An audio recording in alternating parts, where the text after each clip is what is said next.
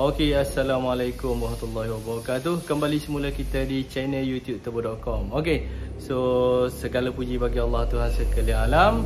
Alhamdulillah, so hari ni kita dah selesai buat kerja modifikasi naik taraf kepada kereta ni, Mitsubishi Airtrack Turbo. Okey. Okay, so untuk Mitsubishi Airtrack ni, owner beli kereta ni, tak silap Abang Turbo. Dia beli kereta ni, lepas tu dia hantar dekat Abang Turbo, dia nak naik taraf lah. Okay, so bila dia dah beli ni, banyak juga jajan yang dia dapat. Okay, so salah satu dia adalah, dia memang dah dapat wastegate, dah ada banana. Lepas tu piping intercooler, regulator dah ada, blow off. Okay, blow off ni adalah blow off. Memang kalau dulu ni memang orang minat gila lah blow off ni.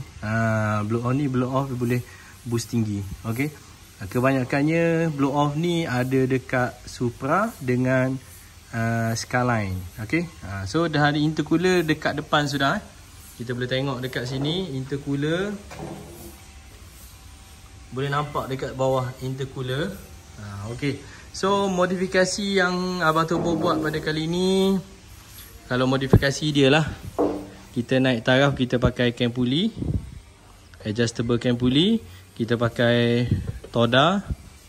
Okay, Toda apa ni, Toda punya timing belt. Lepas tu turbo lah. Cam tak masuk. Okay, kalau next lepas ni nak masuk cam, kita tukar intake Evo sekali. Oh, memang mantap. Memang beza bila kita tukar intake Evo. So intake ni masih lagi Airtrack. Next time kita pakai intake Evo lah. Okay, so dekat dengan turbo ni, kalau korang tengok ni, nampak standard je. Okay, so bila dah nampak standard macam ni, ini adalah apa ni, turbo Airtrack standard. So yang dekat dengan depan tu, okay, kita buat modifikasi dia cuma dekat kipas depan ni. Kipas depan kita tukar 19T. Kalau yang belakang ni kita pakai 9 blade. Okay, so kita tunjuk macam mana dia punya sistem dia sebenarnya. Okay, sekejap. Okay, so ini adalah kipas billet 19T. Okay, ni dah contoh dia billet.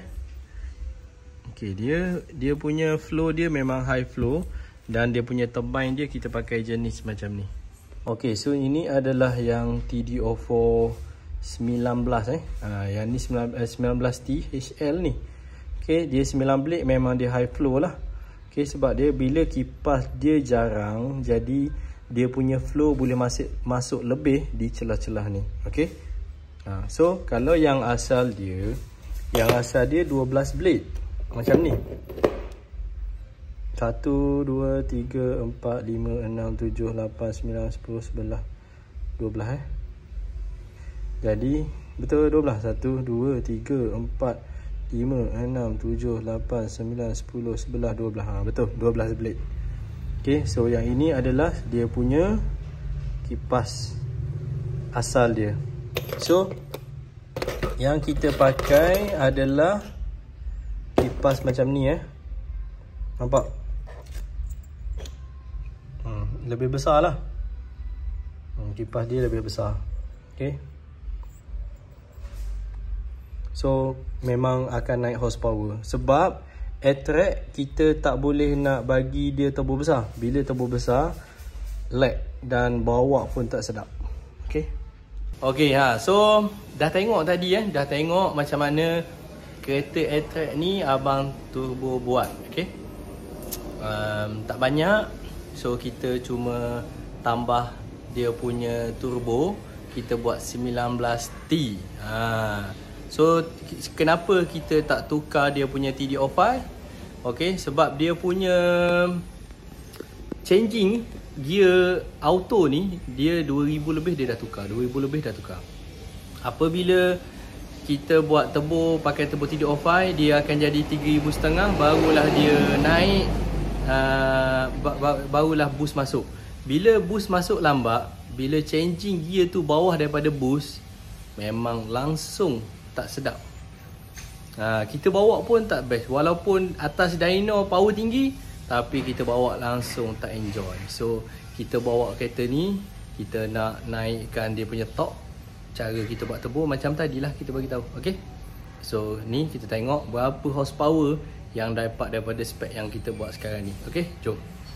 So next, siapa-siapa yang nak buat macam ni juga, abang tu pun cadangkan kita tukar intake sekali. Intake kita pakai intake Evo.